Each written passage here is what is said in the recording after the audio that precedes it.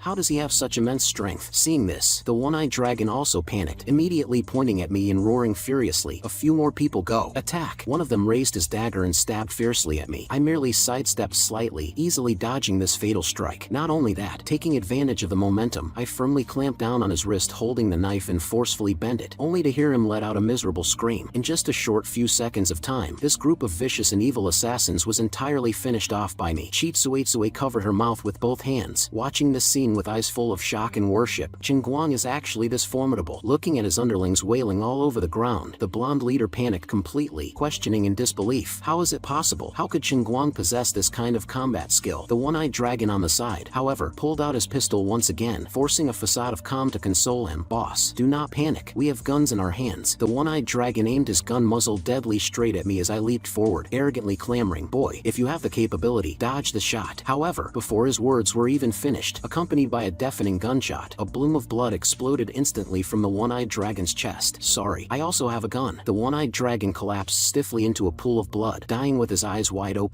Watching his subordinate die tragically, the blonde leader was terrified, entirely pale, shouting in utter horror, how could this be? And Chitsuetsue behind me was even more terrified by this bloody scene, into shivering all over, muttering to herself with a face full of terror, Qingguang killed someone. By this time, the blonde leader had long lost his arrogant bluster from just moments ago. Only one thought remained in his mind, which was to run. Before he could run more than a few steps, my eyes turned cold, and I decisively pulled the trigger. The bullet struck his thigh accurately and unmistakably, splashing up a bloom of blood. I walked up to him with steady strides, glaring down from a high vantage point at this stray dog slumped on the ground with a face full of despair, and coldly spat out a phrase. Can you escape? Qingguang, I am the crown prince of the Wu Dragon Group. You cannot touch me. Another shot hit his leg. Yang Zifeng let out an agonizing scream. I glared down at him coldly. I am touching you right now. Yang Zifeng forced out a smile uglier than crying, attempting to buy me off with money. Qingguang, consider this my loss this time. You name a price. A mocking cold sneer hooked the corner of my mouth as I lightly spat out a number. 1 trillion. Hearing this exaggerated number, Yang Zifeng was instantly left speechless, pouring cold sweat, and subsequently roared in exasperation. I told you to name a price, not to make a joke. Whose family can pull out 1 trillion? Too lazy to listen to his nonsense, I raised a foot and stomped fiercely onto his face. You cannot pull it out, yet you still dare to act arrogant. I'll let you act arrogant. Immediately following that, I unleashed a frantic, overwhelming beating upon him. Beaten black and blue, Yang Zifeng clutched his face, screaming miserably and begging for mercy repeatedly. Brother Qingguang, stop hitting me. No, Grandpa Qingguang, spare me. I grabbed his collar with one hand, raising my fist that was flashing with the light of power, and barked furiously. Coward, I said I would finish you off today. Just as I was preparing to deal the killing blow, a burst of piercing police sirens tore through the street. Everyone stand still. Nobody move. A police car suddenly stopped at the entrance of the alleyway. Astonished, I turned my head. Yang Zifeng seemed to have seen his savior. Ha ha ha. You didn't expect this, did you? I noticed things were wrong and called the police in advance. What will you use to kill me now? He slumped on the ground, arrogantly pointing at me and clamored. Qingguang, not only can you not kill me, but now you have publicly assaulted and murdered people. You will spend the rest of your life in prison. A ruthless glint flashed in my eyes, and absolutely refusing to indulge him, I violently raised a foot and stomped heavily right onto his vitals, accompanied by a scalp-numbing shattering sound. Yang Zifeng's eyes nearly bulged out. His entire person hurt so much that he faced the sky with bulging veins, letting out a miserable, pig-slaughtering howl. Ah, my balls, my happiness, you surprisingly shattered them for me. At this time, several police officers rapidly approached with raised guns, reprimanding loudly, stop, put down the gun. Gripping the gun in my hand, I was entirely unpanicked. I merely turned my head to glare down at the agonizing Yang Zifeng. Do you know why I am not killing you right now? It isn't because the police uncles have arrived. It's because I feel that letting you die without letting you experience the doomsday is far too cheap for you. I confidently revealed a cold sneer to him. Furthermore, I am telling you, I will absolutely not be captured. The police officers had already surrounded me tightly, ordering sternly, don't move. Handcuff him. Yang Zifeng convulsed in agony on the ground, clutching his entirely ruined lower body. Facing the dark gun muzzles, I unhurriedly held up 3 fingers, beginning the countdown. 3, 2, 1. As the final finger fell, I calmly spat out a few words. Time is up. The police officers holding the guns still wore bewildered faces when suddenly flakes of white crystals drifted down from the sky. They consecutively lowered their guns, looking up at the sky, and exclaimed in disbelief, is this snow? A sky full of heavy snow drifted down endlessly, falling upon every corner of the city. The police officers were entirely dumbfounded. What is going on? How could it snow in the peak of summer? The sky-filling heavy snow drifted and fell onto the city streets. 2 police officers were frozen into shivering all over, tightly hugging their arms. They trembled and said, so cold, the temperature is dropping rapidly. That muscular brute who had been knocked flying by me earlier slumped on the ground, looking at his freezing wounds and shouting in absolute horror, help, my wounds are freezing over. I paid absolutely no attention to their tragic state, turning around and preparing to leave. From behind came Yang Zifeng's despairing cries for help. He laid on the the freezing ground, crawling forward desperately. "Help me, brother Chingguang, help me. Why is it so cold? I am freezing to death." I glanced back at him expressionlessly, my eyes as if looking at a corpse. Seeing this situation, the leading police officer pointed at the ground anxiously and shouted, "Quickly, save him." Shivering from the cold, Chitsuetsue gripped my hand tightly and exclaimed, "Chingguang, it is so cold. The temperature has probably already dropped to -20 or 30 degrees. The doomsday is truly here." I pulled her hand, taking large strides forward, and said in a deep voice, "Let's go. The temperature will continue to drop." The police officer behind me immediately raised his gun to aim at me, warning sternly, "Halt, you cannot leave." I turned my head back coldly, kindly reminding him, "I advise you to put down your gun. Otherwise, if your hand remains in contact with the metal for too long, it will absolutely be ruined." Right as my voice faded, another police officer was so terrified he quickly dropped his service weapon, looking at his hands in agony as he shouted, "Quickly throw away your gun. My hands are already frozen completely numb." I walked in front of the lingering Yang Zifeng and squatted down, looking at him with a face full of mockery. "Yang Zifeng, how about it? I said I would absolutely not be captured." With his face covered in snot and tears, Yang Zifeng reached out his hand to me in despair, pleading, "Help me. It is so cold. If this continues, my legs will also freeze off." I stood up, leading Chitsuetsue away without turning my head, leaving him only with a ruthless verdict, "Enjoy the doomsday properly." An extreme freezing storm swept across the entire city. Pedestrians filling the streets were all frozen into shivering violently, trudging forward with immense difficulty, and someone couldn't help but complain, "What kind of hellish weather is this? This is going to freeze people to death." Walking amidst the wind and snow, Chitsuetsue looked at the tragic state around her, saying to me in disbelief, "Chingguang, I cannot believe it. Everything you said has become true." I looked ahead with a solemn expression. "This is merely the beginning. The situation for everyone will become increasingly difficult." Chitsuetsue asked with eyes full of worry, "How long will this extreme freezing doomsday last?" I furrowed my brow, answering in a deep voice, "I do not know." Looking at the city before my eyes gradually being swallowed by ice and snow, I recalled the despair of my past life. When I died in my past life, the extreme freezing doomsday had already lasted for a full year without any signs of ending. Just at this moment, a robbery occurred on the street ahead. Several passers-by were frantically stripping a man's down jacket, while the robbed man shouted loudly, "What are you doing? If you keep snatching my clothes, I will call the police." The people snatching the clothes had bloodshot eyes, clapping back viciously. "Go ahead and report it. The weather has suddenly turned cold. Without clothes to wear, we will freeze to death anyway." Watching this chaotic scene, I coldly opened my mouth to say, "They are already looting clothes right now. I'm afraid it won't be long before the social order completely collapses." Chitsuetsue was terrified, speechless by the scene before her eyes, and I continued to add, "Not only will order collapse, but an even greater number of people will lose their humanity." Right as my voice faded, two thugs wielding daggers blocked our path, pointing their knives at us to threaten, "Halt! Take off the clothes on your bodies and give them to us." My eyes turned cold, and with a face full of killing intent, I barked furiously, "Blind fools, scram!" These two reckless guys who didn't know life from death were enraged. Swinging their daggers, they lunged at me, arrogantly clamoring, "Damn, I am holding a knife, yet you still dare to be so arrogant. Knock down the boss, stab him." I simply placed absolutely no importance on these two small fries. Raising my hand, I delivered an incredibly resounding slap that cracked across one of their faces with a smack. I backhandedly drew my pistol, the dark gun muzzle pressed directly against the forehead of the remaining thug. I glared down at him from a high vantage point, my eyes completely devoid of warmth, and countered with a question, "Am I arrogant?" That thug instantly had his courage entirely shattered, raising both hands above his head, his legs turning to jelly as he begged for mercy repeatedly. "Not arrogant. Big boss, you have a gun in your hand. You are already being very humble." At the same time, outside my fortress villa, wind and snow raged together. Pan Meng was gleefully eating the delicacies on the table, marveling that with a world of ice and snow outside, eating hot pot indoors made this little life far too beautiful. Sitting beside the table, I instructed everyone with a solemn expression, "Everyone remember, from now on, do not easily open the door for anyone." The television was broadcasting emergency news, and the host announced with a grim face, "Today, the globe has encountered an unknown severe cold weather event. Global temperatures have plummeted, accompanied by continuous snowfall. We remind everyone to take precautions against the cold. The United Nations urges everyone to maintain order and await the weather turning warm." I picked up my phone to take a look, a cold sneer hooking the corner of my mouth. It seems the group chat is very lively. At this time, the loving and harmonious homeowners group had already exploded in chaos. A neighbor sent a message asking, "Does anyone know what is going on? I just woke up. Why has the weather changed outside?" Another neighbor named Invincible Iron Skewer was also echoing. I wanted to ask as well. In the peak of summer, I surprisingly had to dig out all the blankets in my house. There was even someone saying, "This old man observed the celestial phenomena at night. This is a natural disaster. Everyone should make preparations early." Someone else also felt things were amiss. "It feels quite unusual. Everyone had better make preparations early and hoard some items." At this moment, Auntie Lou from the neighborhood committee began to put on official airs in the group chat. "What is everyone talking about? You must believe in the country, believe in the organization. The snow disaster will pass very quickly. Do not loot supplies or hoard goods, causing trouble for society. Looking at Auntie Lou's hypocritically righteous face on the phone screen, I snorted coldly in disdain, and subsequently sent a message to the group without hesitation. I advise everyone to hoard as much as possible if you can hoard things. This completely provoked Auntie Lou. She immediately sent a voice message roaring at me in the group chat. Chen Guang, you young junior, what do you know? Speaking like this is very dangerous. Do you know that? As the director of the neighborhood committee, I absolutely must remind you to manage your mouth. Everyone, there is no need to be afraid. The snow disaster will pass very quickly. I looked at the string of voice messages she sent, contemptuously spitting out 2 words. Stupid idiot. Time flew by, and in the blink of an eye, 3 days passed. The heavy snow fell continuously for 3 days and 3 nights. The temperature outside had already dropped to a terrifying -60 degrees. Pan Meng and Chitsuitsui stood by the window, looking at the vast expanse of white outside, and said with hearts full of worry, the doomsday arrived far too suddenly. Many people did not have time to hoard grain. They will probably have to suffer starvation. And at this time in the homeowners group, the wailing was overwhelming. Xiao Huang complained, it has been 3 days and 3 nights. The snow still hasn't stopped, and it's even snowing harder and harder. Invincible Iron Skewer asked despairingly, is Auntie Lou here? Didn't you say the snow disaster would pass very quickly? Master Zhou also panicked. Master Zhou fortune-telling charges. It has been overcast the entire time, filled with heavy snow. How did you observe the celestial phenomena? Is Auntie Lou here? Facing everyone's questioning, Auntie Lou could only reply helplessly. All members, stop arguing. I am also cold. What can I possibly do? You must believe in the organization. I will organize the neighborhood committee shortly to investigate the supply reserves in every household. Not long after, a thump thump thump knocking sound rang out. I walked to the doorway, and through the surveillance camera, I saw that it was Auntie Lou standing outside the door with several people. A shout came from outside the door. The community is delivering warmth. Open the door. I directly and flatly rejected her. No need. It is quite warm here in my place. Auntie Lou became anxious, loudly stating her identity. I am Auntie Lou from the neighborhood committee. Open the door first. Remaining entirely unmoved, I replied coldly, not opening it. It's cold outside. This time, Auntie Lou thoroughly tore away her disguise, pointing at the main door and cursing violently. Chen Guang, I know you are the one living here. You dare to oppose the organization? Quickly open the door. Consider yourself sensible and having self-awareness. Open the door. But in the next second, I spat out a phrase with an icy cold tone. I am exactly opposing you, you stupid idiot. Hearing these words, Auntie Lou was so enraged that her face turned green, jumping up and down cursing like a shrew. You little bastard, you are infuriating me to death. The person beside her helplessly watched the furiously thundering Auntie Lou, sighing as he said, Director, what should we do? This brat won't open the door. We have no way to inventory his supplies. Let's go check other households first. Today we must collect some supplies no matter what, otherwise my grandson will go hungry. Inside the warm hall, I watched through the surveillance their dejected retreating figures, sighing with a grim face. It has been 3 days. The evil of human nature is slowly beginning to reveal itself. Outside the window at this time, the fierce wind howled, and the sky-filling snow had already thoroughly enveloped the entire villa within the bitter cold. The scene shifted. In another villa without heating, Song Xiaodia's mother was wrapped in a heavy coat, shivering from the cold. Xiaodai, the food in our house is only enough for 3 days. Have you still not contacted young Master Yang Zifeng? Song Xiaodai was similarly frozen pale, answering with tightly furrowed brows. Young Master Yang Zifeng is recuperating. He is injured, and right now heavy snow is blocking the roads outside. He probably cannot make it over here either. Upon hearing these words, her mother instantly panicked, shouting anxiously, then what should we do? Song Xiaodai, however, calmly pulled out her phone, a trace of shrewdness flashing in her eyes. Don't be afraid. We still have money. While prices haven't skyrocketed yet, let's find someone to buy some. Subsequently, she immediately posted a purchase request in the loving and harmonious homeowners group. The food at home has run out. Whoever has surplus food, I can buy it. Very quickly, a neighbor named Wang Dagan replied to her, I have some, but not much left either. Song Xiaodai hurriedly pressed for details. How much do you have? Wang Dagan replied, 3 bowls of instant noodles and 5 cans of mixed kanji. Song Xiaodai didn't hesitate to offer a high price in the group chat, 50 for a bowl of instant noodles and 80 for a can of mixed kanji. I'll buy them all. Deal? Seeing this, Wang Dagan still wanted to play hard to get. Well, Song Xiaodai cleanly and crisply doubled her offer directly, 100 for a bowl of instant noodles and 200 for a can of mixed kanji. Looking at this tempting price, Wang Dagan instantly bloomed with joy and readily agreed. Sister, it's a deal. Song Xiaodai swiftly finalized the transaction details. Alright, deliver them to me. I am at building 7. Anyone else who wants to sell can contact me privately. Inside the temperature-controlled safe house, I looked at the chat history in the group and couldn't help but voice my mockery. Although Song Xiaodai is a despicable person, she is indeed not too stupid, knowing to purchase supplies in advance. Just as I was speaking, Chitsuitsui, wearing a pink apron, walked over carrying a plate, greeting me with a face full of happiness. Chen Guang, time to eat. Today we are having braised beefsteak. I put away my phone, a teasing and ruthless cold smile hooking the corner of my mouth. In just a few days, those who are selling their supplies supplies will probably regret it to death. 3 days later, the blizzard outside became even more violent, and the entire world seemingly turned into a massive ice coffin. In another room without heating, several people wrapped tightly in thin blankets huddled together, and one of them sighed in despair. The temperature outside has already dropped to minus 60 or 70 degrees. There is absolutely no sign of it warming up. The woman beside him was also terrified, pale, asking with a crying tone, "Brother How, what should we do? All the food is eaten. Are we really going to die together in this residential community?" The man addressed as Brother How forcefully threw off the blanket on his body, stood up violently, and roared with a face full of ferocity, "Damn it, under this kind of situation, we absolutely cannot just sit here waiting to die. Follow your master outside to rob for things." At this time, a lackey holding a phone beside him suddenly yelled in shock, "Look at this guy named the real Chingguang. Could he be that exact Chingguang we were hunting down?" Looking at the photo on the screen, "That's right, it's him. This is the social media moment posted by that little bastard. I never expected that Chingguang actually lives in this community too." He laughed with a face full of cruelty, calculating a vicious scheme in his mind. "Then it truly is a narrow road for enemies. Send a message to that kid right now, and tell him to deliver some food over himself." Meanwhile, inside my villa's gym, the chubby Pan Meng was standing with his hands behind his back, supervising the little girl Shishi doing horse stances like a strict coach. "Shishi, just like this. Maintain it for half an hour, and you will pass." Shishi clenched her twin fists tightly, sweat sliding down her cheeks, and loudly responded with a face full of perseverance, "Brother Chingguang, I will definitely pass." Watching Shishi putting up such a desperate effort, Pan Meng wiped his nose, his fighting spirit also igniting. "Since Shishi is training this diligently, I feel that I need to practice as well. After all, times are different now." Keeping my hands in my pockets, I smiled in immense satisfaction and encouraged them, "You can train together with Shishi. Although this body refining technique of mine isn't the most top tier, by starting to practice now, you are already leading the entire human race." However, a brief moment later, Pan Meng, who had just boasted wildly, slumped onto the ground with a thud, wailing while panting heavily from exhaustion. "I'm done. I can't hold on any longer." He sat sprawled out on the ground gasping for air, and looking at Shishi, who was still persistently holding her horse stance on the side. He found a way to save face for himself. "It drains way too much stamina. I need to go stew a lobster to replenish myself." Just as I was finding his flabby appearance amusing, the phone in my pocket suddenly emitted a ding notification sound. I was looking at the chat interface on my phone when an arrogant message came through from the other side questioning if I was Chingguang, claiming their boss was Brother How, stating they were also in the Golden Toad community, and telling me to know what's good for me and deliver some food over myself. I looked at the screen and sneered coldly, my face full of disdain. Subsequently, I unhesitatingly typed out the 2 words, "stupid idiot," and sent it over. Keeping my hands in my pockets, I lowered my head in deep thought. It seemed space and time had deviated. In my past life, Wang Hao and his gang certainly didn't live here, but rather in the neighboring community. At this time, in another villa covered in ice and snow, someone was asking if Chingguang had replied to the message. Inside the room, a thug shivering from the cold was holding a cup of hot water, while another lackey holding a phone hurriedly answered that he did reply. The thug holding the water pressed further asking what I said, and the lackey holding the phone answered with a face full of shock that I called Brother How a stupid idiot, scaring that thug into directly spewing out a mouthful of hot water with a pft. Learning that he was cursed at, the leader Wang Hao instantly flew into a violent rage, roaring that I was seeking death, and called upon his brothers to grab their weapons to go kill me. Meanwhile, the fierce wind howled outdoors, and the ice and snow seemed ready to completely swallow the entire villa area. On the other side, Song Xiaodia's mother was opening the completely empty refrigerator, shivering from the cold with a face full of sorrow, asking Song Xiaodai if there was still no news from Yang Zifeng, as the food purchased at home would be entirely eaten in another 2 days. Song Xiaodai, however, looked at her phone with a face full of smugness, arrogantly stating that Brother Feng's injuries were mostly healed, but he couldn't come over temporarily. Song Xiaodia's mother was suddenly jolted awake, asking Xiaodai with a face full of calculation if she remembered that I had purchased a massive amount of supplies before the doomsday. Song Xiaodai stroked her chin in memory, saying it was far more than a massive amount. At that time, dozens of large trucks went back and forth delivering supplies for me. Her mother widened her eyes in shock, exclaiming whether my hoarding of supplies in advance meant that I knew the doomsday was coming. Song Xiaodai, however, rolled her eyes, mockingly sneering with disdain that this was a snow disaster that not even the highest authorities had predicted, so how could a dog like me possibly know in advance? A gleam of greed flashed in her mother's eyes, venomously reminding Song Xiaodai that if Yang Zifeng couldn't make it over in the short term, my supplies absolutely could not be wasted. Brimming with confidence, Song Xiaodai flipped her hair, smugly showing off that she knew best how to manipulate a sycophantic simp like me, guaranteeing that she would make me voluntarily deliver the supplies over to them. Right at this moment, braving the wind and snow, Wang Hao led several thugs wielding knives and clubs to the outside of my fortress villa. A lackey pointed at the main gate with his knife, stating that I lived exactly inside. In the surveillance room, the chubby Pan Meng pointed at the menacing rioters on the screen, yelling in panic that someone had arrived. arrived. Crossing my arms over my chest, I consoled him without changing my expression that there was no need to panic. It was Wang Hao and his gang. Pan Meng and I stood indoors, watching coldly from the sidelines. Outside the door, Wang Hao raised his machete, wildly clamoring in the snow, roaring for me to open the door. Standing at a high vantage point, I looked down at this group of ants with a face full of mockery, coldly spitting out a sentence that they were not welcome here, and to get the hell lost. Wang Hao was thoroughly infuriated, brandishing his machete to point at me and cursing violently, threatening that if I didn't open the door he would smash it open, and by then it would be too late for me to beg for mercy. A teasing cold sneer hooked the corner of my mouth. Pressing the remote control in my hand, I said that since their mouths were so foul, I would give them a wash. In the next second, an incredibly thick high-pressure water cannon violently sprayed outward, directly drenching Wang Hao and his gang completely, freezing them into screaming loudly to quickly dodge away. The sprayed water froze instantly. Wang Hao was so cold he sneezed continuously, yet remained as stubborn as a dead duck, yelling to smash the door open and hack me to death. The thugs behind him were already shivering violently from the cold, crying out that it was too cold and they were about to freeze stiff. Seeing that they were about to be frozen to death alive, this group of rioters abandoned their armor and fled in panic, stumbling and crawling as they turned to run, while the utterly pathetic Wang Hao turned his head back to spit out harsh words telling me to wait. Looking at their desperately fleeing silhouettes, keeping my hands in my pockets, I smiled and told Pan Meng that it had already been 7 days since the doomsday arrived, and tonight we were going to make a trip outside. Pan Meng turned his head with a face full of surprise, asking me what we were going out for when there was food and drink here, and it was so incredibly warm. A confident smile hooked the corner of my mouth. With a profound gaze, I stated that it was about time for more meteors to plummet. Holding my phone, I stood up, telling Pan Meng that the descending of meteors absolutely could not be missed, and Pan Meng listened on the side, clenching his fists in agreement. Suddenly, I looked at the phone screen, muttering somewhat unexpectedly that this wretched woman Song Xiaodai surprisingly sent me a message, asking if I was there and saying she wanted to chat with me. I gave a cold sneer full of disdain, blurting out, "Stupid idiot, chat with your uncle." The scene shifted to the outside of the ice and snow-covered villa. Song Xiaodia's mother asked with full anticipation if Chen Guang had replied to the message. Holding her phone, Song Xiaodai told her mother with a face full of confidence to rest assured. With her taking the initiative to seek me out, I would be unimaginably happy and would definitely reply to her message. Half an hour later, Song Xiaodia's hands tightly gripped her phone, the screen filled with the green message bubbles she had sent without receiving any response whatsoever, so angry that her hands were trembling. Staring intensely at the phone, Song Xiaodai bit her finger with a face full of disbelief. Gritting her teeth in exasperated fury as she said, "Damn Chen Guang, it's been half an hour. Why hasn't he replied to my message yet?" The perspective moved to the outside of Wang Hao and his gang's residence. The wind and snow continued to rage, and someone sneezed while shouting that it was too cold, demanding the fire be stoked higher. Wang Hao shrank in the corner wrapped in thick blankets, shivering violently from the cold, complaining that this time they were nearly frozen to death alive, and the weather outside was simply not fit for human survival. Having caught his breath, Wang Hao's face was full of toxic resentment, viciously swearing that bastard Chen Guang truly didn't know life from death. Next time they were prepared, they would directly smash my door open, strip my clothes completely bare, and throw me into the snow to freeze to death alive. The scene cut back to Song Xiaodia's home. Her mother walked over anxiously to ask Xiaodai if Chen Guang still hadn't replied after 2 hours. Annoyed, Song Xiaodai stamped her foot, replying with a face full of displeasure that I hadn't replied. Her mother offered a scheme from the side, saying that she estimated I was still angry at Xiaodai, and told Xiaodai to give me a way out, as men, after all, care about face. Hearing this, Song Xiaodai smiled smugly, arrogantly stating that she would personally send me a voice message, and upon hearing it, I would definitely be wild with joy. Following that, Song Xiaodai picked up her phone, pinching her voice to send an incredibly artificial voice message saying, "Chen Guang, what are you doing? The weather outside has changed so drastically recently. Are you alright over there?" She twisted her body, feeling exceptionally pleased with herself, as if she had already fully manipulated me. My phone immediately received this voice message sent by Song Xiaodai. I held my phone and sneered coldly, while Pan Meng behind me wore an expression of watching a good show. I mocked that since this wretched woman Song Xiaodai wanted to act, and I was bored out of my mind anyway, I would just play along with her. I faced the phone and sent back a voice message with a face full of teasing, unceremoniously countering with a question, "What, Mr. Daddy?" Seeing that I had replied, Song Xiaodia's mother immediately switched to her ugly true face, smugly saying that I was indeed still that sycophantic simp. With just one look from Xiaodai, I had to obediently listen. Her mother continued to incite her from the side, praising Xiaodai for being capable and urging her to quickly make me deliver some food over. As a result, when Song Xiaodai played the voice message, what she heard was my phrase, "What, Mr. Daddy?" Her entire person was instantly petrified, breaking out in cold sweat, while her mother behind her was also stunned dumbfounded. Snapping back to reality, Song Xiaodai was so enraged she directly smashed her phone heavily onto the floor, roaring like a madwoman at Chen Guang, that bastard. At the same time, in the loving and harmonious homeowners group, a neighbor neighbor named Wang Dagon complained that if he had known this hellish weather wouldn't change, he shouldn't have sold his food. Invincible Iron Skewer followed up by complaining, saying Auntie Lou told everyone not to hoard food, estimating that every household didn't have much surplus grain and they were truly doomed by her. Master Zhou sent a message in a mystical tone saying that, comrades, the hardships had only just begun. He had observed the celestial phenomena at night and tonight something would happen. Auntie Lou sent an infuriated voice message in the group telling everyone to stop arguing, stating that these were difficult times, and to maintain community safety, she and the neighborhood committee were now going to each household to requisition surplus grain. From now on, food would be uniformly distributed by the neighborhood committee. Looking at the group messages on my phone, I gave a cold sneer full of disdain, complaining that Auntie Lou surprisingly used this method to scam everyone's supplies. But everyone was not stupid. Under these current circumstances, very few people would give their food to her. The chubby Pan Meng pointed at the night sky outside the window, excitedly shouting at me that Guang, the sky had completely darkened. Keeping my hands in my pockets, I stood in the hall, calmly stating that it was about time to prepare to head out. Subsequently, I turned my head to look at Chitsuitsui and the little girl Shishi on the side, instructing them to also prepare themselves, put on thick clothes, and go out together. My eyes narrowed slightly, pondering secretly in my heart. Although I could be certain that the meteors would plummet into this community, I was not sure exactly which corner they would land in, and having more people could increase the probability of acquiring the meteors. The four of us, fully armed, walked out of the villa, and the piercingly cold wind instantly assaulted us. I walked in front, reminding everyone with a solemn expression that there would be 2 meteors plummeting tonight, telling everyone to pay attention and the moment they spot a meteor, to pounce directly towards it. Right at this moment, a familiar loud megaphone voice suddenly echoed from ahead, shouting that the neighborhood committee was collecting supplies for uniform distribution, asking everyone to actively cooperate, not cause trouble for society, and make contributions to the community. With a face full of ferocity, she complained that the food scrounged up last time was all eaten. Her grandson was about to go hungry again soon, and today she absolutely must obtain some food to bring back. The chubby Pan Meng recognized this old demoness at a glance, cursing through gritted teeth that this Auntie Lou was truly shameless. Just then, a man wearing a lei foam hat beside Auntie Lou pointed towards our side, surprisingly telling Auntie Lou, "Director, look ahead. Isn't that the brat Guang?" Upon hearing this, Auntie Lou immediately turned her head, staring intently at us. Instantly, her eyes beamed with light, and with a face full of greed and malice, she shouted, "It really is this brat. Hurry over. He didn't open the door last time, but we finally caught him this time." Their group of 4 immediately walked toward us with menacing momentum. Auntie Lou pointed at me with her megaphone and loudly reprimanded, "Guang, stop right there." Our group of 4 halted our steps, keeping my hands in my pockets. I coldly looked at them and countered with a question, "Is there a problem?" Auntie Lou walked right in front of me, an insidious cold sneer hooking the corner of her mouth, and smugly stated that Guang, she saw with her own eyes that my home hoarded several large trucks worth of supplies, right? I didn't evade it at all, openly admitting, "Correct." Hearing these words, the several men behind Auntie Lou instantly became excited, whispering to each other that this brat's house indeed had food, making things easy now. Auntie Lou became even more arrogant, directly pointing at my nose to order, "Then that is perfect. You cooperate a bit, and hand over all the supplies in your house to the neighborhood committee." With a face full of speechlessness, I looked at this group of robbers, sneering coldly as I countered with a question, "Why?" Auntie Lou brought out that hypocritical and sanctimonious rhetoric, stating righteously that this was an order from the neighborhood committee, and for the sake of all the residents, in the face of this unprecedented massive disaster, I should set an example. I entirely refused to buy her nonsense. My eyes instantly turned bone-chillingly cold, and I unceremoniously fired back, "What the hell does my supplies have to do with you?" Choked by my words, Auntie Lou's old face flushed red. Pointing at me in exasperation, she cursed loudly, "Guang, with this little bit of consciousness, do you still want to progress or not?" I looked at the ugly face of this old creature, snorting coldly with disdain, "You old hag, who are you lecturing? Whether I progress or not, do you get to decide?" Auntie Lou was so angry she trembled all over, pointing at the 4 of us and roaring, "You young person truly lack understanding. I condemn you on behalf of the neighborhood committee." Too lazy to waste breath on her, I directly turned around and called upon Pan Meng and the others, "Then go ahead and condemn. Let's go." Seeing that I was about to leave, the several men behind Auntie Lou instantly panicked. Raising their shovels and spades, they blocked our path, roaring loudly to stop and not move. Auntie Lou hid behind them, threatening with a face full of sinister ruthlessness, "Guang, if you do not hand over the supplies today, don't even think about leaving." Right as her voice faded, my eyes sharpened, and backhandedly I delivered an incredibly resounding slap viciously across her face, accompanied by a crisp smack. Auntie Lou was directly slapped by me into toppling backward, and I cursed furiously, "Screw your uncle." Auntie Lou crashed heavily into the snow, clutching her red and swollen old face. She pointed at me like a shrew and screamed hysterically, "Insolent, you dare to hit people. Grab them." Just as both sides were at daggers drawn, the sound of whoosh whoosh breaking through the air suddenly echoed from the night sky. Chitsuitsui violently pointed at the sky, exclaiming with a face full of shock that the meteors were here. Facing this heaven-sent fortuitous encounter, my eyes sharpened sharpened. I directly shoved the chubby Pan Meng out of the way, shouting to immediately go over to welcome the meteor. Just as we prepared to charge out, the two men behind Auntie Lou immediately raised the shovels and spades in their hands, menacingly blocking our path, roaring for us to stop and that none of us were allowed to leave. Without the slightest hesitation, my figure sprinted violently forward like lightning, with backhanded smack-smack sounds. Two incredibly heavy and powerful slaps directly sent those two men who didn't know life from death flying through the air. The meteor suddenly let out a whoosh sound, changing its trajectory in midair. That dazzling meteor unexpectedly flew straight toward the little girl Shishi behind me. Looking at the anomaly before her, Shishi stood frozen in place in surprise. Beside her, Pan Meng widened his eyes, exclaiming with a face full of disbelief, "Huh, the meteor is actually flying toward Shishi automatically." Accompanied by a blinding swish of strong light, the meteor smashed accurately and unmistakably into Shishi's body, erupting with incredibly intense golden energy fluctuations. The blinding light entirely engulfed Shishi. She hovered in midair, her entire body bathed in golden flowing light. Seeing this, Chitsuetsue was terribly frightened. She hurriedly ran forward and shouted with concern, "Shishi, are you alright?" Shishi slowly descended, looking at her own hands, and told Chitsuetsue with a face full of amazement, "Sister Tsuetsue, I am fine. That meteor seems to have entered my body." Right at this moment, the sound of whoosh breaking through the air echoed from the night sky once again. Chitsuetsue violently raised her head, pointing at the sky and shouting, "Another meteor is coming." Hearing this, I immediately crawled up from the snow, staring at that meteor with a fanatical gaze, calling upon Pan Meng and Chitsuetsue to quickly chase after it. Watching us run away without paying any heed, Auntie Lou pointed at our retreating figures in exasperation, cursing loudly, "You stop right there. Striking an elder and still wanting to run. Is there any law left?" Finally, accompanied by a heaven-shaking, earth-shattering boom, this meteor smashed heavily into the snow not far ahead, erupting with incredibly blinding strong light. Pan Meng looked at the meteor smashed into the earth before him, asking with a face full of confusion why this meteor fell onto the ground. I looked at that cluster of light, explaining to him with a solemn expression that generally, meteors that enter the human body directly awaken some sort of ability, while those that smash into the ground are some sort of special item. We cautiously approached that massive meteorite crater. Fierce flames were burning at the bottom of the crater. Pan Meng leaned his head over to peek curiously, muttering what this thing was. It seemed to be amber. Reaching out my hand, I picked up that crystal radiating a red glow from the bottom of the crater. After examining it carefully, a satisfied smile hooked the corner of my mouth, and I said it was red spiritual liquid. We truly picked up a good item this time. This kind of spiritual liquid was incredibly precious for the present time, and I explained that its greatest function was that once consumed, it could immensely boost a person's cold resistance ability. Hearing this, Pan Meng came to a sudden realization, nodding repeatedly and saying that boosting cold resistance was indeed a great thing in this freezing doomsday. I tucked the spiritual liquid into my chest pocket, calling upon everyone to head back first. Just as we prepared to leave, that group of lingering neighborhood committee aunties and uncles swarmed us again, pointing at me with a face full of self-righteousness. Auntie Lou warned loudly, "Chen Guang, I am telling you, this is a serious criminal act." Several old men beside her also chimed in, viciously threatening me to hurry up and hand over money. Without a box of instant noodles, they wouldn't get up. I halted my steps, turning my head back with a freezing gaze, spitting out only two words, "Stupid idiots." This merciless insult angered Auntie Lou deeply, and the old man beside her asked impatiently what they should do now, as this brat was challenging their dignity. Gritting her teeth, Auntie Lou stared at our retreating figures, stating resentfully that they would go collect supplies from other households first, and she would deal with me later. At this time, the wind and snow grew increasingly violent. The city broadcasts were announcing an emergency notice, stating that this ice disaster was a global catastrophe. The United Government was actively conducting rescue operations, and simultaneously requesting everyone to initiate self-rescue. Suddenly, with a click sound, the lights in the villa extinguished instantly, and the television also turned into a black screen. The chubby Pan Meng exclaimed that the power was out. I remained entirely unhurried, reaching out to press the switch on the wall, and analyzed that it was very normal. The extreme freezing doomsday had already been ongoing for over 10 days, and the power grid had long been operating under overload. Subsequently, I turned around, consoling everyone that we didn't need to worry. However, as our reserved power supply was sufficient to last for 100 years, Chitsuetsue walked to the window, looking at the sky filling heavy snow dancing outside, and sighed with a heart full of worry that once the power was out, air conditioning and heating would be unable to operate, survival would become increasingly difficult, and she didn't know how many people would freeze and starve to death. I looked at the two of them with a solemn expression, warning them that they could have the heart of a bodhisattva, but absolutely must not act like holy mothers. It was the doomsday now, and we couldn't take care of too many people. Lowering her head sensibly, Chitsuetsue replied, "I understand." I turned around, looking down at the little girl Shishi, and asked with concern what she felt now after the meteor had entered her body. Shishi raised her head, her large eyes sparkling, and gesturing with her hands. She happily replied that she felt nothing in particular, just a lot lighter than before. I furrowed my brow in somewhat of a surprise, pressing further, "A lot lighter, and nothing else? Shishi shook her head with an innocent face, saying there was nothing else. Pondering for a moment, I told Shishi to try the body refining technique I had taught her, while Pan Meng and Chitsuitsui watched curiously from the side. Looking at Shishi's earnest appearance as she performed the routine, I stroked my chin and pondered secretly. There was absolutely no improvement in her physical attributes. It seemed that the ability Shishi acquired had nothing to do with physical talent. Squatting down, I looked at Shishi at eye level, continuing to guide her, asking if there wasn't any extra memory in her brain, such as learning a set of sword techniques, or knowing how to use fireball spells, etc. Cleanly and crisply, Shishi replied with a no. Standing up, I helplessly spread my hands, smiling as I said that was strange indeed, and we would probably have to slowly discover what kind of ability she had awakened. Following that, I brought out a small cup filled with red liquid, calling upon everyone to divide the spiritual liquid from inside the amber, so going outdoors for activities in the future wouldn't require worrying too much about the severe cold. The chubby Pan Meng held the cup and downed it in one gulp, his movements grand. After drinking it, Pan Meng rubbed his round, bulging stomach, sighing in amazement with a face full of surprise that it was a very strange feeling. There was a current of warmth flowing inside his body, although it wasn't enough to completely block the cold. Even if we stood completely naked outside, we wouldn't be frozen to death for quite a while. Meanwhile, in another villa without heating, Song Xiaodia's mother was wrapped in thick blankets, shivering from the cold, and complained, "Xiaodai, it's too cold without heating after the power outage. Your mom's old bones are about to freeze stiff." Song Xiaodai was also so cold she hugged her arms tightly, helplessly consoling her mother to hold on a bit longer as there was no other way right now. Estimating that under these circumstances, the power outage wouldn't last too long, her mother still wore a face full of sorrow, sighing in despair about how they were going to live in complete darkness, and if Yang Zifeng didn't come soon, they truly wouldn't be able to hold on any longer. Biting her finger, a trace of ruthlessness flashed in Song Xiaodia's eyes. She calculated that Brother Feng said his injuries were almost healed and he should be arriving soon, and when that time came, she would first have him slaughter that bastard Chen Guang. Just then, her mother leaned against the window looking out, suddenly crying out in surprise, "Xiaodai, this isn't right." Her mother pointed at a brightly lit villa outside, saying with a face full of utter disbelief, "Look, isn't that Chen Guang's house over there? How is his house still lit up?" Taking a look, Song Xiaodai instantly gritted her teeth in fury, confirming, "It is Chen Guang's house. Everyone else's house lost power, yet his place surprisingly remains unaffected." Coming to a sudden realization, her mother analyzed with a face full of jealousy, indicating that this brat was indeed thoroughly prepared and had power generation equipment at home. Driven mad by anger, Song Xiaodai grabbed her head with both hands, screaming hysterically, "Damn Chen Guang! On what grounds can he still live so well right now?" After the exasperated fury, Song Xiaodai took out her phone. Her mother offered an idea from the side, saying that, "Xiaodai, now wasn't the time to be angry. Contact Chen Guang again, and regardless of what you can get from him, it will at least make our current days a bit easier." Unwillingly, Song Xiaodai replied with an okay, piling a hypocritically seductive smile on her face. Song Xiaodai pinched her voice to send a voice message to Chen Guang, saying, "Chen Guang, the entire community has lost power now. What are you doing?" Amidst the wind and snow, my fortress villa remained brightly lit, appearing exceptionally dazzling in this world of ice and snow. Looking at the message sent by Song Xiaodai on my phone, I smiled mockingly and said that this Song Xiaodai probably had a hard time and had come seeking me again. At this time, the large long table in the villa was filled with a lavish feast. Roast meat, fried chicken, and seafood were all available, and Pan Meng and Chitsuitsui were just about to dig in. Looking at this table full of delicacies, a plan formed in my mind. Sneering coldly, I said that it was exactly the right time to show her the life I am living now. Very quickly, Song Xiaodia's phone received a picture. It turned out to be an incredibly cheeky selfie of myself accompanied by the lavish feast covering the entire table that I had sent over. Got nothing to do, so I cooked a whole table of dishes, preparing to have a nice meal. On the screen, the enticing fried chicken, steaks, and roasted sausages radiated a golden glow, simply challenging the bottom line of this mother-daughter pair. Song Xiaodai and her mother were so ravenous their drool almost dripped out, exclaiming, "Lobster, steak, braised ribs, they are all my favorites. If I could have just one bite right now, I would be happy to death." Her mother's eyes turned entirely red watching this, sighing in shock. The more I look, the hungrier I get. Even at this point, Chen Guang surprisingly still has such abundant food. Extreme greed twisted her mother's face into ferocity. Sweating profusely, she frantically urged, "Quickly, Xiaodai, no matter what method you use, you must make Chen Guang share some with us." Song Xiaodai immediately picked up her phone, sending me a voice message with a face full of utter disbelief. "Chen Guang, how do you still have so much food? Everything over here has been entirely eaten." After sending the message, this mother-daughter pair sat on the floor full of anticipation waiting for a reply, and her mother shouted excitedly, he replied, let's see what Chen Guang said." As a result, my incredibly cold voice transmitted from the phone, "Got it, I am going to eat now, no more chatting." Hearing this perfunctory reply, Song Xiaodia's defenses instantly shattered. Enraged, she forcefully smashed her phone onto the floor, cursing hysterically, "This Chen Guang is deliberately trying trying to piss me off. At the same time, as supplies were exhausted, the homeowners in the community also began to lose their patience. I lounged comfortably on the warm sofa, scrolling through my phone watching the jokes in the group chat. In the loving and harmonious homeowners group, Wang Dagan spoke despairingly. How is everyone doing now? I am starving. I've decided to go outside to look for some food. Invincible Iron Skewer immediately dissuaded. The heavy snow outside is several people deep right now. If you go out, can you even make it back? Wang Dagan, however, was iron-willed. That is still better than starving to death alive. Is anyone coming with me? I looked at the screen, a mocking cold sneer hooking the corner of my mouth. Going out right now is indeed seeking death. The temperature outside has already dropped to minus 80 or 90 degrees. A person simply cannot stay outside for extended periods of time. I was far too clear about the situation outside, and continued to snort coldly. Without professional cold weather gear, if the time is even slightly prolonged, one will be frozen to death. There was no response in the group, and Wang Dagan could only send a message. It seems no one is coming with me. Then I will go by myself. Invincible Iron Skewer replied, wishing you success. Master Zhou also popped out to advise in his mystical tone. Comrades, do not take risks. On the other side, Wang Hao and his subordinates were wrapped in blankets, squatting pitifully in front of a faint fire basin to keep warm. A lackey reported with a bitter face, Brother Hao, all the food has been eaten. Another lackey also echoed in despair. If this continues, we won't last more than a few days. Brother Hao, come up with an idea. This won't work going on like this. Exactly, Brother Hao. We cannot just sit and wait for death. We need to find a way to get something to eat. Gritting his teeth, Wang Hao abruptly stood up, stating with a sinisterly ruthless gaze, it's too cold outside, and leaving the community is too dangerous. We won't go out for now. A cruel sneer hooked the corner of Wang Hao's mouth as he began to calculate his scheme. Hasn't that Auntie Lu from the whatever homeowners committee been confiscating supplies recently? Let's go rob her first. The scene arrived at Auntie Lu's house. This old hag was feeding her chubby grandson with a face full of kindness, smugly showing off. Good grandson, eat more. Our house lacks no food. These were all scrounged up by grandma from other people's homes. Facing the supplies covering the floor, not only was the chubby grandson ungrateful, but he domineeringly shoved Auntie Lu away. Grandma is not allowed to eat. These things are all mine. This grandson spoiling old demoness Auntie Lu wasn't even angry. Instead, piling her face with smiles, she coaxed, not eating. Grandma's not eating. They are all yours. Good grandson, take a few more bites. Right as this grandmother-grandson pair was feasting heartily, a rapid, heavy thump-thump-thump sound of door smashing echoed from outside. Wang Hao brought two lackeys wielding baseball bats, blocking the doorway like ferocious demons. Carrying a bat, Wang Hao shouted angrily with an arrogant tone, open the door. I am Wang Hao. Hearing this name, Auntie Lu was instantly terrified into pouring cold sweat. Muttering in panic, Wang Hao, why did this thug come here? Outside the door, Wang Hao's face was full of hostility. Resting the bat on his shoulder, he impatiently issued his final ultimatum. Hurry up and open the door, otherwise I will smash it. Hearing this life-threatening ultimatum, Auntie Lu completely panicked, hurriedly calling upon her chubby grandson to protect the food. Good grandson, quickly pack these foods away. Accompanied by a massive bang, Wang Hao viciously kicked the wooden door into splinters. Braving the sky-filling flying snow, he arrogantly cursed, damn it, won't open the door, I will come in myself. The lackeys charged into the room like tigers and wolves. A lackey pointed at the supplies covering the floor and shouted excitedly, Brother Hao, quite a lot of food here. Wang Hao revealed a greedy, ferocious smile, ordering unceremoniously, take it all. Terrified, Auntie Lu desperately hugged a bag of supplies, trying her hardest to block them. You cannot rob my things. I am the director of the neighborhood committee. You are breaking the law. Raising his bat, Wang Hao mocked with a face full of sarcasm. Your things? You old creature. Aren't all these things scanned from others? Right as his voice faded, a lackey roughly knocked Auntie Lu aside, snatching the cardboard box and shouting angrily, get out of the way. Despairingly, Auntie Lu lunged forward and shrieked, I will fight you to the death. Another lackey delivered a vicious kick that knocked Auntie Lu to the ground, cursing loudly, old creature, get the hell out of here. Seeing this, that chubby grandson actually lunged forward to tear at the lackey, clamoring loudly, it's all mine, you stupid idiots. I represent the light to kill you. The lackey didn't indulge him at all. Backhandedly, he delivered a slap that knocked the chubby grandson to the ground, cursing furiously, you little brat, you seeking death. Watching her grandson get beaten, Auntie Lu screamed shrilly in heartbreak, my good grandson. With a face full of cold cruelty, Wang Hao ordered, since we came here, we can't make a wasted trip. Carry away all the wooden furniture in her house. We'll use it to keep warm when we get back. The lackeys behind him immediately picked up things and echoed, Brother Hao is brilliant. Take it all. Auntie Lu slumped in the midst of the total devastation. Hugging her grandson tightly, she wailed in despair, you people deserving 1,000 cuts. You are taking the life of my good grandson. The scene shifted. Song Xiaodia's mother was still inciting from the side. Xiaodai, now isn't the time to be angry. Men are most vulnerable to a woman acting spoiled. Try again. Gritting her teeth, Song Xiaodai agreed. Okay. I was lounging comfortably on the sofa when my phone screen lit up, receiving a message from Song Xiaodai. Chen Guang, long time no see. I want to see you. Can I come find you? Seeing that I replied, Song Xiaodai looked at her phone with a face full of excitement and exclaimed. Chen Guang replied. Subsequently, she revealed revealed a greedy smile, eagerly telling her mother, "Quick, let's hurry over. We can finally have a good meal." Walking in the wind and snow, Song Xiaodai mocked smugly. This Qingguang is indeed still that sycophantic simp. After I said a few more words, he obediently listens to me. Very quickly, the mother-daughter pair braved the wind and snow to arrive outside my main gate. Song Xiaodai shouted loudly, "Qingguang, open the door, it's me." Sitting in the warm room playing video games, I deliberately played dumb and countered with a question. "You? Who are you?" Outside the door, Song Xiaodai forced a sweet smile to answer. "I am Song Xiaodai." Without even lifting my head, I stared coldly at the screen and asked, "Song Xiaodai, what are you here for?" By this time, the mother-daughter pair outside the door was already shivering violently from the cold. Hugging her arms, Song Xiaodai pleaded with a crying tone, "I came to find you. Hurry and open the door. I am almost freezing to death." Sitting on the sofa with my legs crossed, I stared impatiently at the phone screen and coldly fired back, "Open what door? Who asked you to come find me?" Outside the door, Song Xiaodai was shivering violently, furiously hugging her arms tightly. She questioned me, "Didn't you tell me to come? You replied to my message. You said, okay." Leaning comfortably against the back of the sofa, cushioning my head with both hands, I teased, "Then you must have read it wrong. Look at the message again." Hearing this, standing in the wind and snow, Song Xiaodai and her mother hurriedly checked the phone with faces full of shock, only to see on the chat interface, my profile picture had indeed first replied with an okay, but immediately below it, there was another message saying my ass. Extremely enraged, Song Xiaodai's mother directly let out a roar, "Okay my ass?" Snapping back to reality, Song Xiaodai was exasperated, stamping her feet continuously in the snow. She roared hysterically at the main door, "Qingguang, are you playing me? Are you going to open the door or not?" Closing my eyes and lying on the sofa, a smug smile hooked the corner of my mouth as I lightly spat out two words, "Not opening." Driven mad with anger, Song Xiaodai violently raised a foot to kick viciously against the heavy main door, gritting her teeth and spouting harsh words, "Fine, you just wait for me." Amidst the sky-filling wind and snow, Song Xiaodai, who had been denied entry, venomously cursed in her heart, "Damn Qingguang, I absolutely must take revenge on him. I want him to die a horrible death." She trembled all over from anger. Glancing back at her freezing mother, she said with a face full of unwillingness, "We can't even get into his house's door. How are we supposed to exact revenge?" Immediately following, her eyes shifted, and a scheme formed in her mind. "I will send a message to Auntie Lou from the neighborhood committee, making the fact that he is hoarding supplies public." The scene shifted. Auntie Lou was slumped on the floor, holding her injured chubby grandson with a face full of anxiety, crying and wailing, "My good grandson, you must be all right." In her arms, the chubby grandson called out weakly, "Grandma, I am cold and hungry." Heartbroken, Auntie Lou was sweating profusely, hurriedly patting his back to console him. "Good grandson, Grandma will go find some food for you right away." Just then, the phone in her hand suddenly rang with a ring. From the other end of the line came Song Xiaodai's insidious reporting voice. "Song Xiaodai, I am now reporting that Qingguang has hoarded a massive amount of supplies, eating well and drinking richly at home without showing the slightest regard for whether others live or die. Completely devoid of shame, I ask Auntie Lou to extend the hand of justice and punish this person." Hearing this news, Auntie Lou immediately switched to the venomous face of a petty villain achieving success, snorting coldly, "Humph, one look and you can tell this Qingguang is not a good person. I've wanted to deal with this brat for a long time." At this time, in the loving and harmonious homeowners group, Invincible Iron Skewer was asking, "At Wang Dagon, have you returned? Did you find any food outside?" Master Zhou replied worriedly, "Wang Dagon hasn't had any news for a long time. I estimate the situation is not looking good." Very quickly, Wang Dagon despairingly sent a message, "Sigh, don't mention it. The snow outside is too thick, making it impossible to move a single step. I almost died outside, and now one of my legs is completely frozen numb." Invincible Iron Skewer sighed helplessly. Just as expected, going outside means dying faster, but not going outside means being starved to death, and Master Zhou could only leave behind a sentence, "The doomsday has arrived. Everyone seek your own fortune." Holding my phone and lying on the sofa, I looked at the tragic state in the group chat, revealing a cold sneer that saw through everything. It has almost been half a month since the doomsday arrived. The time to truly test human nature is here. My eyes narrowed slightly, quietly waiting for the good show to begin. Sure enough, Auntie Lou immediately jumped out into the group, directly tagging me to launch an attack at Qingguang himself. "Qingguang, right now only your house has hoarded a massive amount of supplies. Aren't you preparing to do something?" Once this message came out, Invincible Iron Skewer asked in shock, "What? He still has a massive amount of supplies in his house?" Wang Dagon, on the other hand, asked eagerly as if grabbing a life-saving straw, "Are there any medicines? My leg is festering and infected." Looking at the phone screen, I instantly saw through the sinister intentions of this old hag. Auntie Lou is trying to make the entire community my enemy to force me to submit. Meanwhile, on the other side, facing her phone screen with a twisted and ferocious face, Auntie Lou continued her moral kidnapping. "Qingguang, don't think that staying silent will end this. Right now every single household in the community is without water, food, and power. Are you just going to watch everyone starve to death?" She grew more excited as she spoke, as if standing on the moral high ground. "Do you have even a shred of sympathy? Is this the quality of contemporary college students? I am telling you, quickly contribute your supplies. supplies, and the neighborhood committee can award you a certificate for being an enthusiastic resident. Having said that, she firmly gripped her phone, waiting for my compromise. Sitting on the sofa, I looked at this ridiculous rhetoric, recalling the tragic events of my past life. My eyes instantly turned freezing cold. In my past life, it was exactly because of my kind heart that I was exploited by others, my food entirely robbed. In this life, I absolutely will not indulge you. Facing my ruthless rejection and counterattack, Auntie Lu completely went mad. Like a shrew, she roared hysterically at her phone. Chen Guang, what did you say? You dare to curse at me? I am not done with you, you little bastard. I am going to splash paint on your door. I will go curse at your doorstep every single day. In her exasperated fury, she directly incited everyone in the group. Fellow homeowners, Chen Guang cares absolutely nothing about everyone's lives. This is a cold-blooded person, an enemy of the people. Everyone, follow me to his house to rob the supplies. Pan Meng was anxiously making a phone call. Dad, I know. Don't you guys panic yet. Holding a water cup, I walked over and asked in confusion, what happened? Turning around, Pan Meng told me with a flustered expression. My dad called from over there, saying that their side has descended into total chaos. Many people are smashing, looting, and robbing. I took a sip of water, stating incredibly calmly, it is very normal. It will only become more and more chaotic from here on out. Pan Meng sighed with eyes full of worry. I am somewhat worried about my parents' side. Although they have stored enough supplies, if someone breaks in, I'm afraid. I put down the water cup and asked him, do you want to go over to check? With resolute eyes, Pan Meng nodded. Since I drank the spiritual liquid, the extreme freezing weather outside is not a threat to me. Subsequently, I confidently pointed at him. I will go with you. I have a snowmobile here. It'll be convenient to head over. Right at this moment, the fierce thump-thump sound of door smashing echoed from outside, followed immediately by a rough, loud shout. Chen Guang, open the door. Pan Meng and I immediately walked to the surveillance feed. Looking at the dense crowd swarming the screen, I sneered coldly. Auntie Lu truly is relentless. She brought quite a few people over this time. Outside the door at this time, a man pointed at my house and exclaimed, Chen Guang's house seems to have power. Another man even raised his head, pointing at the roof to analyze. More than just power. Didn't you notice the steam rising from his roof? This means the temperature inside the house is very high. Hearing this, Auntie Lu rubbed her hands, staring greedily at the main gate while calculating. It seems Chen Guang's house indeed has quite a lot of supplies. If we make him contribute some, we will be saved. Looking at the ugly faces of this group of people in the surveillance feed, I mocked. These people are here to ask for food. Pan Meng cursed testily from the side. They are dreaming. Outside the door, with her hands on her hips, Auntie Lu righteously clamored at the main gate. Chen Guang, pull the supplies in your hands for centralized distribution. This is the unanimous decision of all the homeowners. Hurry up and open the door. Pressing the intercom, I countered with a question and a face full of teasing. The few of you represent all the homeowners? Tilting her head up, Auntie Lu was arrogant to the absolute extreme. I am the director of the neighborhood committee. If I say we represent them, then we represent them. Are you going to open the door or not? I made a provocative gesture toward the screen, refusing with a cold sneer. Not opening. If you have the capability, come in yourselves. Hearing this, Auntie Lu revealed an insidious smile.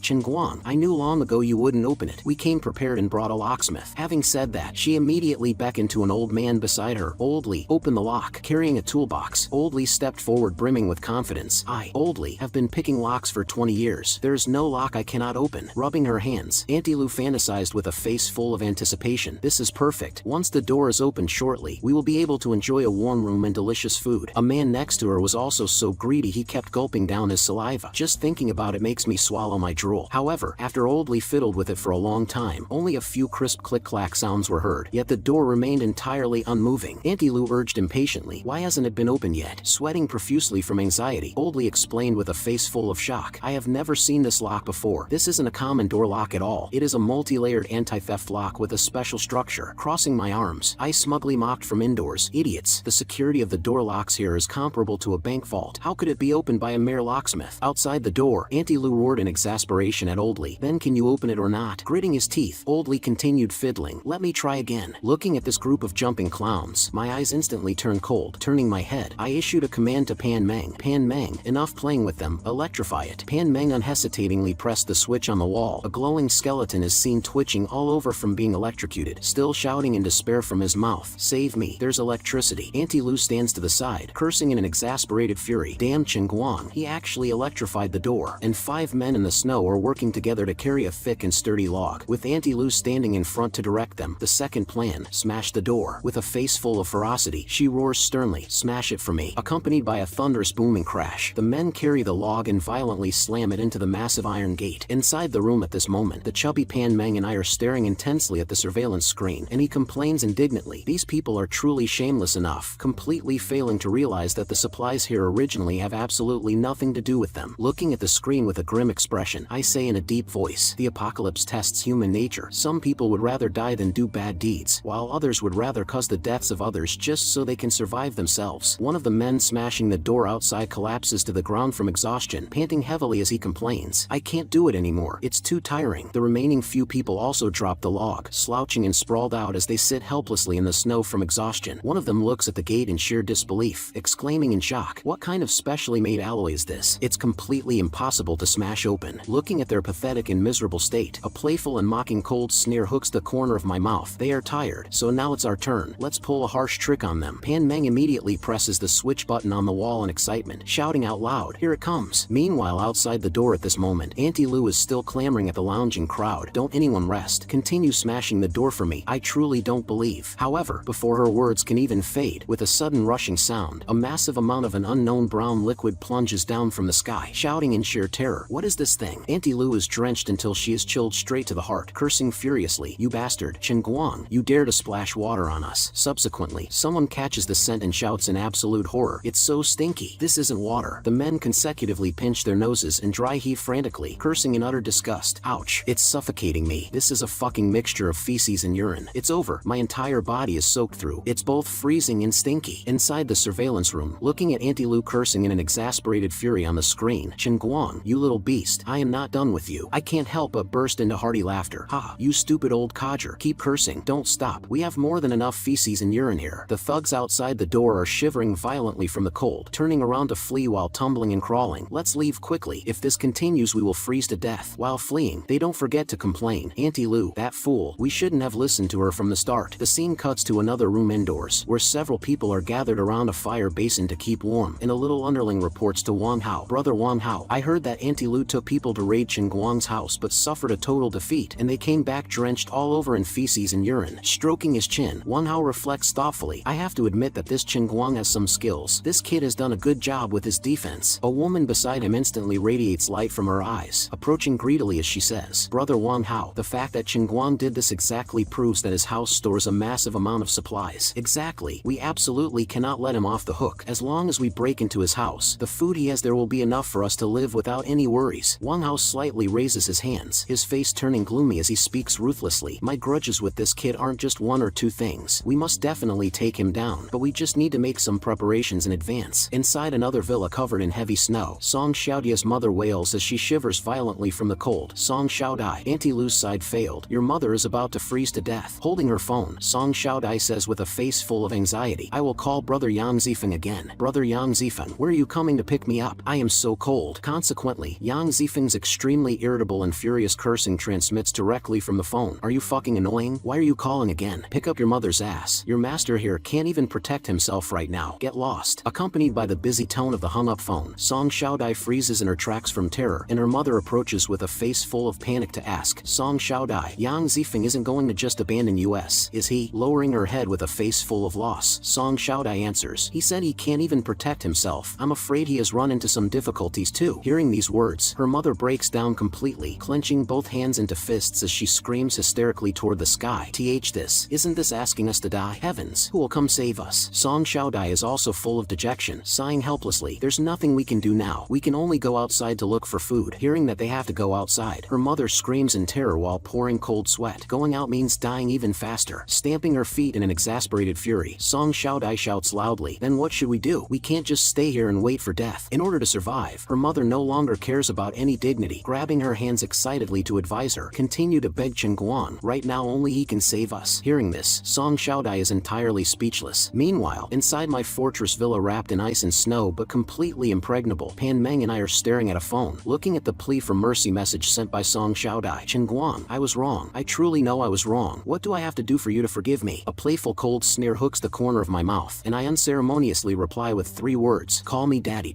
Song Xiaodai is so angry that the veins on her forehead bulge out. She stamps her feet continuously from rage, shouting and screaming inside the room. Chen Guang is way too outrageous, yet her mother approaches without any bottom line to advise her. "Song Xiaodai, it's already this critical time. If he wants you to call him daddy, just call him daddy. You aren't losing anything anyway." Remaining as stubborn as a dead duck, Song Xiaodai hesitates, but her mother instantly flies into a violent rage, spitting saliva everywhere as she roars, "There are no buts. Right now living is more important than anything. How much is dignity even worth?" Hearing this, Song Xiaodai stares intently intensely at her phone through gritted teeth, a trace of vicious calculation flashing in her eyes. I will trick him into opening the door first, and once I enter his house, let's see how I teach him a lesson. Not long after, while I am lounging comfortably against the sofa to rest, my phone screen lights up, prominently displaying the 2 words she sent, Daddy. With a face full of excitement, Song Xiaodai holds her phone to show off to her mother. He replied to the message, look quickly, this time Chen Guang will definitely let us enter his house. However, in the very next second, when she clearly sees what I sent back, ha, stupid idiot, I don't have a rebellious daughter like you, her entire person instantly petrifies. Having her defenses completely shattered, Song Xiaodai throws her head back in incompetent rage like a madwoman. Chen Guang, I fuck you, I curse you. Wang Hao looks at the fully assembled underlings with fierce eyes and asks, is everyone ready? The underlings are all rubbing their hands and raring to go. A thick killing intent radiates from Wang Hao's eyes as he orders through gritted teeth, set off. The scene shifts, and several pairs of feet wearing winter shoes are seen stepping through the accumulated snow, approaching step by step. In front of the indoor surveillance screen, Pan Meng widens his eyes in absolute panic and shouts, Chen Guang, Wang Hao and his gang are here again. Crossing my arms over my chest, I stare intensely at the screen with a grim expression, saying in a deep voice, this time we will beat them until it hurts, otherwise they will truly think we are easy targets to bully. Outside the door, standing in the wind and snow, Wang Hao points arrogantly at the gate and clamors, Chen Guang, I will give you a chance. Open the door. Meanwhile, inside the warm room, I am comfortably holding a water cup, standing side by side with Pan Meng, and can't help but mock, fools. At the same time, Wang Hao's underlings are panting heavily as they carry piles of firewood, frantically stacking them right in front of our sturdy villa gate. A little thug clutching a lighter boasts triumphantly, kid, your chance is gone. Prepare to die. Another long-haired thug directly splashes a massive bucket of brown gasoline onto the firewood, shouting with a face full of malice, pour on the gasoline, burn this kid to death. Watching this scene on the surveillance feed, Pan Meng sweats profusely in anxiety. These bastards want to set a fire to burn down our house, yet I smile completely unconcerned. They are overthinking it. The villa uses completely fireproof materials. Even if it burns for 3 days and 3 nights it won't catch fire. Outside the door, a hand violently tosses a lit lighter into the air, accompanied by a rampant wild laugh. Ha, Chen Guang, you wait to be burned to death. As the lighter drops, the firewood soaked in gasoline instantly transforms into a sea of fire, raging flames soaring into the sky, engulfing the entire gate. Wang Hao carries 2 underlings along, standing proudly in front of the bonfire with his hands on his hips. However, after burning for a long time, the underling wearing a knit hat beside him notices something unusual, asking with a face full of confusion, Brother Wang Hao, something is wrong. It's been a long time and there's no movement inside. Pointing at the completely unharmed gate, the long-haired thug complains in an exasperated fury, Brother Wang Hao, it seems we burned nothing at all. This house has fireproof materials. It didn't cause any damage to the villa whatsoever. Hearing this, Wang Hao instantly flies into a violent rage, roaring through gritted teeth, damn it, get the percussion drill, punch straight through the house for me. A blue-haired underling immediately steps forward to volunteer. I'll do it. The blue-haired underling holds the heavy percussion drill and gets into position. As the percussion drill presses violently against the wall structure, sparks instantly fly everywhere, and Wang Hao directs from behind in satisfaction, yes, exactly like that. Punch through the wall in a moment, and let's see how I teach that kid a lesson. Hearing the piercing sound of the electric drill from outside, the little girl she looks at me with a face full of worry. Brother, there are bad people outside smashing our wall. Holding my water cup, I smile to comfort her. It's fine, they can't get inside. Subsequently, my face darkens, and I straighten my body to issue the counterattack order. The hunting hour has arrived. Pan Meng, let's get to work. Pan Meng and I each raise a bow and arrow, aiming outside through the shooting port, and Pan Meng pulls the bowstring feeling a bit uncertain. This is my first time using this thing. I wonder how powerful it is. Staring intensely at the target with sharp eyes, I answer confidently, killing within a short distance is absolutely no problem. Calculating silently in my heart, a dark silhouette holding a firearm surfaces in my mind. As the freezing apocalypse continues, many supernatural entities will appear later, possessing various abilities, some of which will make firearms ineffective, so practicing with bows and arrows is absolutely necessary. Meanwhile, outside the door, the percussion drill is still frantically working with sparks flying everywhere, and the underling behind can't wait to ask, how is it? Is it punctured through? Sweating profusely, the blue-haired underling operating the drill turns his head back, saying with a face full of terror, Brother Wang Hao, something is wrong. It won't drill anymore. There's something inside the wall. Wang Hao furrows his brow, approaching fiercely. Let me see. Inside the drilled wall structure, an impregnable silver steel plate is prominently exposed, and he can't help but curse out loud. It's a steel plate. Damn it. This kid actually reinforced the house with steel plates. Looking at the steel plate that can't be drilled through no matter what, Wang Hao roars while sweating profusely. How can we even fight this? It's completely impossible to drill through. Before his words even fade, a sharp arrow pierces accurately into the blue-haired underling's arm with a sudden thud, and he crashes to the ground while screaming miserably, Brother Wang Hao, save me. Wang Hao turns deathly pale from terror, and looking at the underling's falling to the ground consecutively after being struck by arrows behind him. He shouts in fear, "Quickly, hide! This kid is shooting cold arrows." In an exasperated fury, Wang Hao clenches both fists tightly, throwing his head back toward the sky-filling wind and snow to swear a vicious oath. "Qingguang, I, Wang Hao, swear that if I don't kill you, I will take your surname." Immediately following, another fierce volley of arrows rains down, and an underling emits a piercing scream of ah. After being struck by an arrow, the remaining few people who were struck by arrows have their courage completely shattered, supporting each other as they flee pathetically through the snow, shouting loudly, "Quickly, support me to leave." Abandoned on the ground, the three heavily injured underlings stretch out their hands in despair to call for help toward their companions' backs. "Don't leave, we are still here, save us." In front of the indoor surveillance screen at this moment, Pan Meng looks at the scene outside and says, "3 are left behind, and all the rest have run away." Crossing my arms over my chest, I analyze with a cold expression in full confidence. Rest assured, in this kind of weather, with a shortage of medical supplies, those who were struck by arrows and fled won't live long either. Pan Meng turns his head to look at me and asks, "How should we handle these 3? On the screen, the 3 people fallen in the snow have their souls frightened entirely out of their bodies, crying as they beg me for mercy. "Please, don't kill us. It was all Wang Hao who instructed us to do everything. We didn't want to harm you." Holding my bow and arrow, I coldly spit out 3 words through the loudspeaker. "Head on back." Pan Meng asks, "Why did you let them go?" Sneering coldly, I explain to him, given Wang Hao's character, it is impossible for him to come back and save them in this freezing weather. Since these 3 have lost their ability to move, they will probably freeze into popsicles in just over 10 minutes. Coming to a sudden realization, Pan Meng smiles as he echoes, "Wang Hao himself was also struck by an arrow, so he definitely won't dare to come back. Leaving them to wait for death can instead dismantle Wang Hao's gang from the inside." Meanwhile, outside the door, the 3 who narrowly escaped a disaster are still panting heavily as they rejoice. "That was close. Fortunately, Qingguang didn't kill us." But very quickly, one of them realizes the desperate situation before his eyes, saying while pouring cold sweat, "Have you guys thought about it? We are severely injured right now and can't move at all. How long can we survive out here?" Another person hurriedly urges the companion holding a phone, "Quickly, call brother Wang Hao and tell him to come back and save us." That person quickly dials the phone, wailing with a face full of hope, "Hello, brother Wang Hao, we are severely injured. Come back quickly and save us." Wang Hao's cold inquiry transmits from the other end of the line, "Where are you guys right now?" Fallen on the ground, the underling answers weakly, "We are still at the entrance of Qingguang's house." Consequently, in the very next second, the beep-beep sound of the hung-up phone transmits directly from the line. Filled with hope, the companion nearby asks, "How is it? What did brother Wang Hao say?" With a face full of shock and despair, the underling holding the phone shouts, "Brother Wang Hao hung up the phone directly." Widening his eyes in disbelief, another underling asks, "What? Is brother Wang Hao abandoning us?" Having his defenses completely shattered, the underling holding the phone curses violently through gritted teeth, "Fuck his mother. Wang Hao, your father here went through life and death for him, yet he actually refuses to save us when we are dying. Wang Hao, fuck your ancestors." Looking at this desperate ice and snow-covered world, the remaining person reflects with a face full of ash-gray despair, "If we want to survive now, we can only beg Qingguang. We are going to freeze to death right now." Looking at the completely unresponsive villa, the refugee who had been struck by an arrow even knelt on the ground, crying and shouting, "Please save us. We will work like horses and oxen for you." Meanwhile, inside another freezing luxury mansion, with an arrow struck in his back, Wang Hao laid flat on the ground in agony, roaring hysterically at his underlings, "Quick, help your master pull this arrow out." As the sharp arrow was violently yanked out, Wang Hao was in so much pain that his face instantly twisted in ferocity, letting out a maddened, miserable shriek. "Ah, brother Wang Hao failed again this time. How is that Qingguang so formidable? We misjudged him back then." Lying flat on the bed, Wang Hao was sweating profusely from the pain, roaring furiously at the 2 women, "What are you standing there staring at? Go boil some hot water for your master to clean the wound." Terrified into shrinking her neck, Lu Jia hurriedly pulled Zhang Xiaoran along, replying subserviently, "Brother Wang Hao, don't be anxious. We will go right now." Zhang Xiaoran, "What should we do? Wang Hao clearly can't make it. He is no match for Qingguang." Leaning against the cabinet, a trace of viciousness and absolute resolve flashed through Zhang Xiaoran's eyes as she analyzed through gritted teeth. "We must find a way to secure a way out. We cannot hang ourselves on this single tree." Looking at the sky-filling wind and snow outside the window, Lu Jia wore a miserable face, completely at a loss. "What other way can there be? We have no food right now, and we can't go out. Advancing or retreating both lead to a dead end." Zhang Xiaoran narrowed her eyes slightly. Looking at it now, the safest place in the entire residential community is Qingguang's house. Hearing this, Lu Jia froze for a second, asking back with a face full of hesitation and a guilty conscience, "You mean we should seek out Qingguang? But we had conflicts with him before." Zhang Xiaoran, however, was brimming with confidence, inciting her with an appearance of having the winning ticket in hand. "We and Qingguang are classmates after all. If we apologize to him for the sake of being classmates, he shouldn't just ignore for us. The scene shifted. Beside the ice-sealed street, 2 glittering golden snowmobiles had already started their engines. The chubby Pan Meng looked at the stylish rides before him, shouting in excitement. Having snowmobiles makes traveling in the snow far too convenient. Chen Guang put on a handsome blue helmet, straddled the snowmobile, and issued a command in a deep voice. Let's go. Let's check on the situation at your parents' place. Right at the instant they drove out of the residential community, Song Xiaodia's mother, standing on the balcony of another villa, sharp-eyed spotted the movement and hurriedly called out to her daughter, Song Xiaodai, come look quickly. Chen Guang actually has a snowmobile, and he rode it out. Watching Chen Guang speed away into the distance in the snow, Song Xiaodai was so angry her face twisted ferociously, tightly clenching her fists as she swore viciously in her heart. Damn Chen Guang, I will snatch everything of his away. At this time, the extreme freezing storm outside grew even more violent. The 2 snowmobiles broke through the snow on the main street. The accumulated snow is at least 2 meters deep. Absolutely no one can be seen on the streets. Looking at the buildings buried by heavy snow ahead, Pan Meng pointed not far away and proposed, there is a supermarket over there. Let's go take a look. They swiftly parked the snowmobiles in front of a convenience supermarket, stepping on the thick snow preparing to enter the store. Chen Guang and Pan Meng strode into the supermarket lobby. Looking at the collapsed shelves scattered all around, Pan Meng spread his hands and sighed in helplessness. Everything has been entirely looted empty by people. It is very normal. It has been almost a month since the extreme freezing doomsday arrived, and essentially the stored grain in everyone's homes has been depleted. But right at the instant he was speaking, a rider with eyes flashing red light and holding an iron rod had quietly sneaked up behind him. Pan Meng on the side abruptly turned his head and discovered the danger, terrified until his eyeballs nearly popped out. Watch out. Facing the sudden sneak attack from behind, Chen Guang didn't even turn his head, delivering a massive flying kick through the air. Accompanied by a muffled thud, he ruthlessly kicked the rider flying onto the ground. Pan Meng raised his gun, aiming it deadly straight at the immobilized rider lying on the ground, cursing furiously with a face full of killing intent. Damn it, daring to sneak attack us. I will kill you. This terrified the man so much that he fell to the ground, hurriedly coughing and begging for mercy. Cough cough. Brother, don't be impulsive. Don't be impulsive. With the gun muzzle pressed firmly against his head, the rider poured cold sweat from fear. I also had no choice. I have to feed an entire family. I truly cannot survive anymore. Hearing these words, Pan Meng on the side instantly froze. An entire family? The rider hurriedly turned his head and shouted loudly toward the shelves behind him. Come out, all of you, only to see a pregnant woman along with 2 young children timidly poking their heads out from behind the shelves. Bearing a large belly, the pregnant woman looked haggard. My wife is pregnant, and there are 2 young children. The food here has all been eaten clean by us. We are truly driven to a dead end. We had no other choice. Chen Guang glared down at him with freezing eyes, questioning him unceremoniously. Had no choice? You could have asked us for some food. Why launch a sneak attack? Left speechless by the question, the rider lowered his head with a guilty conscience, sweating profusely as he stammered, this. Seeing this, the despairing pregnant woman led the 2 children and dropped to their knees with a thump onto the freezing floor, crying and begging for mercy with a hoarse voice. Spare our lives. Please, I beg you to let us go. Chen Guang expressionlessly turned around and walked toward the depths of the supermarket, calmly calling out to the chubby guy on the side, Pan Meng, come this way. The 2 walked side by side through the empty aisles between shelves. Following behind, Pan Meng suddenly sniffed hard. What is that smell? Walking in front, Chen Guang's eyes instantly turned cold, spitting out a phrase in a deep voice, the stench of blood. This terrified Pan Meng until his eyeballs nearly popped out, pressing nervously. The stench of blood? Where is it coming from? Following the scent to a hidden corner, the tragic scene before their eyes instantly scared Pan Meng pale. Blood-stained white bones and skulls in the corner. Chen Guang sighed softly with a profound expression. It is exactly as I thought. Let's go. Meanwhile, Pan Meng on the side was so nauseated by this terrifying scene that he slumped onto the ground, dry heaving frantically. Blurred. After regaining his senses, Pan Meng gritted his teeth in fury, the veins on his forehead bulging out. Clenching his fists tightly, he roared, animals, I will kill them. Seeing the chubby guy about to charge back for revenge, Chen Guang swiftly and firmly grabbed his wrist. How will you kill them? Will you kill the pregnant woman too? Will you kill the children too? Furious to the absolute extreme, Pan Meng pointed toward the depths of the supermarket, roaring hysterically, I will only kill that man. Chen Guang, however, looked at him with extraordinary calmness, coldly analyzing this cruel reality. If you kill that man, the pregnant woman and the 2 children will have absolutely no ability to survive. Hearing these words, Pan Meng painfully smashed a heavy punch onto the wall beside him. This, damn it, that family are truly animals, to actually rely on eating their own kind to survive. Who knows how many people they have killed? Watching the phantom illusions of countless victims wailing miserably surface before his eyes, Chen Guang sighed with a gloomy face. There will always be some people who cannot uphold their moral bottom line. In the future, these kinds of things will only become more and more frequent. The scene shifted amidst the sky-filling extreme freezing storm. When the 2 snowmobiles arrived at top speed in front of the grand manor of Pan Meng's parents, Chen Guang looked at the wide-open villa gate, his expression changing as he exclaimed in alarm, something is not right. On such a freezing day, the main gate is open. Behind Behind him, Pan Meng looked toward the main gate, instantly terrified until his eyeballs nearly popped out. Dad, Mom. At this time, the luxurious hall was in complete devastation. A group of club-wielding bandits was frantically packing up supplies. A leading underling reported to his boss with a face full of excitement. Brother Leopard, all the supplies have been found. These two old geezers truly hoarded a massive amount of supplies, enough for us to use for a very long time. Standing at the very front, a burly man wearing a white hat laughed triumphantly, announcing with a face full of fierce flesh, "The harvest this time is not bad. When we get back, everyone gets an extra chicken leg." In a corner of the hall, an underling looked flatteringly at the leader. Brother Leopard,